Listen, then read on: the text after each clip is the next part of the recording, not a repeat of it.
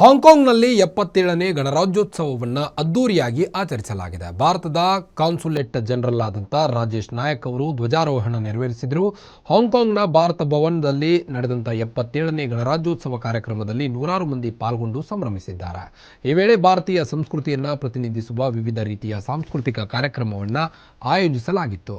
ಗಣರಾಜ್ಯೋತ್ಸವದಲ್ಲಿ Hong Kong ನಿವಾಸಿಗಳು ಪಾಲ್ಗೊಂಡಿದ್ದು ವಿಶೇಷವಾಗಿತ್ತು. ಮರುದಿನ ನಡೆದಂಥ ರಾಜತಾಂತ್ರಿಕ ಸತ್ಕಾರ ಕೂಟದಲ್ಲಿ ವಿವಿಧ ದೇಶಗಳ ರಾಜತಾಂತ್ರಿಕ ಪ್ರತಿನಿಧಿಗಳು ಸೇರಿದಂತೆ ಹಾಂಗ್ಕಾಂಗ್ನ ಗಣ್ಯ ವ್ಯಕ್ತಿಗಳು ಭಾಗವಹಿಸಿದ್ರು. ಕಾನ್ಸುಲೇಟ್ ಜನರಲ್ ರಾಜೇಶ್ ನಾಯಕ್ ರವರ ಪತ್ನಿ ಸುಪ್ರಿಯಾ ಕೆವಿ ಕೂಡ ಉಪಸ್ಥಿತರಿದ್ದರು.